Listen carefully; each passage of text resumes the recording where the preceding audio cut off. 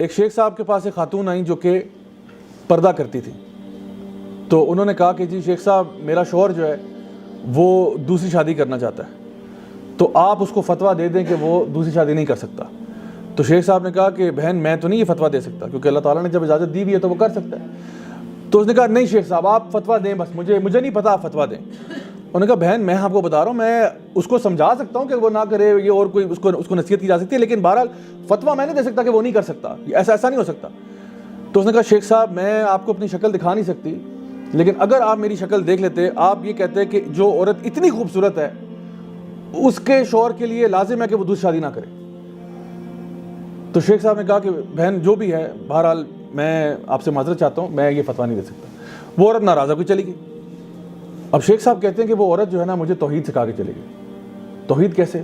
کہتے ہیں اللہ تعالیٰ نے اس عورت کو دنیا کا جو حسن دیا ہوا ہے اس حسن میں سے 0.000000001% حسن دیا ہے, اور اس حسن کی بنا پر وہ یہ سمجھتی ہے کہ میرا شوہر دوسری نہیں کر سکتا, میرے ساتھ کسی کو شریک نہیں کر سکتا. تو اللہ تعالیٰ جو تمام حسن کا مالک ہے وہ کیسے برداشت کرے کہ اس کے ساتھ کسی کو شریک کیا جا رہا ہے؟ اب ایک سوال پیدا ہوتا ہے کہ آخر اللہ تعالیٰ سے محبت کیوں کی جائے؟ چلیں اللہ سے محبت تو بعد میں ہم سوچتے ہیں, کسی بندے سے بھی محبت کیوں کی جاتی ہے دنیا میں؟ اب یہ محبت کا فلسفہ سنا رہا ہوں آپ کو. آپ جو بھی کوالٹی سوچ سکتے ہیں نا کسی بندے سے محبت کرنے کی, جان لیں کہ اللہ تعالیٰ میں وہ زیادہ ہے. اگر آپ کسی سے محبت اس لیے کرتے ہیں کہ وہ خوبصورت ہے تو ان اللہ جمیل و یحب الجمال, اللہ تعالیٰ خوبصورت ہے اور خوبصورت چیزوں کو پسند کرتا ہے, بلکہ اللہ تعالیٰ تو خوبصورتی کا پیدا کرنے والا ہے.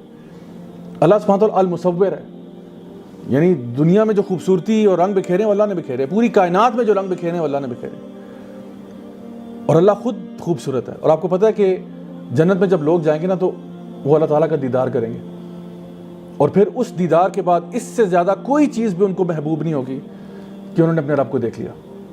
اور جب وہ اپنے رب کو دیکھیں گے وہ اور خوبصورت ہو جائیں گے, وہ بھی اور ان کے گھر والے بھی. تو اگر آپ کسی سے اس لیے محبت کرتے ہیں کہ وہ خوبصورت ہے تو اللہ سے زیادہ خوبصورت تو نہیں. اللہ تو خوبصورتی کا پیدا کرنے والا ہے, اور جس سے آپ محبت کرتے ہیں خوبصورتی کی وجہ سے, اس کی خوبصورتی کہاں سے آئی ہے؟ بازار سے لی ہے اس نے, وہ اللہ کی طرف سے آئی ہے. تو سوچے پھر اللہ خود کیسا ہوگا. اگر آپ کسی سے محبت اس لیے کرتے ہیں کہ بڑا کوئی نرم دل ہے, تو اللہ تو الرحمن ہے, الرحیم ہے, الغفور ہے, الغفار ہے, سب سے زیادہ رحم کرنے والا اللہ ہے. اللہ تعالیٰ کی رحمت کے نا 100 حصے ہیں, اللہ تعالیٰ نے صرف ایک حصہ پوری کائنات کو دیا ہوا ہے اور 99 حصے اپنے پاس رکھے ہوئے ہیں. اگر ایک ماں اپنے بچے سے پیار کرتی ہے نا تو وہ اس 1% کا 0.0000001% ہوگا, کیونکہ 1% پوری کائنات میں بکھرا ہوا ہے. آپ کو اگر بلی کا بچہ دیکھ کے اس پہ ترس آتا ہے نا تو یہ اسی رحمت میں سے 1% ہے. تو پوری کائنات میں جو رحمت بکھری ہوئی ہے وہ صرف 1% ہے, باقی ساری اللہ نے اپنے پاس رکھی ہوئی ہے. اور وہ قیامت کے دن اللہ تعالیٰ جو ہے نا اپنے بندوں کو معاف کرنے کے لیے استعمال کرے گا. کمپیشن کی بات کرتے ہیں تو یہ کمپیشن اللہ کے پاس ہے, الرحمن ہے, الرحیم ہے. اگر آپ اس لیے محبت کرتے ہیں کہ جی اس کے پاس طاقت اور قوت بڑی زیادہ ہے, کسی کے پاس پاور اتھارٹی ہے, تو اللہ تعالیٰ سے زیادہ قوی تو کوئی بھی نہیں ہے. اللہ القوی ہے, اللہ تعالیٰ ہر چیز پر قادر ہے. ان اللہ علی کل شیء قدیر لا حول ولا قوت الا باللہ. اگر پاور اتھارٹی آپ کو پسند ہے تو اللہ سے زیادہ پاورفل کون ہے, اللہ سے زیادہ اتھارٹی والا کون ہے. اور اگر اس لیے کسی سے محبت کرتے ہیں کہ کسی کے پاس مال زیادہ ہے, تو دنیا اور زمین و آسمان کے تمام خزانے تو اللہ کے پاس ہیں.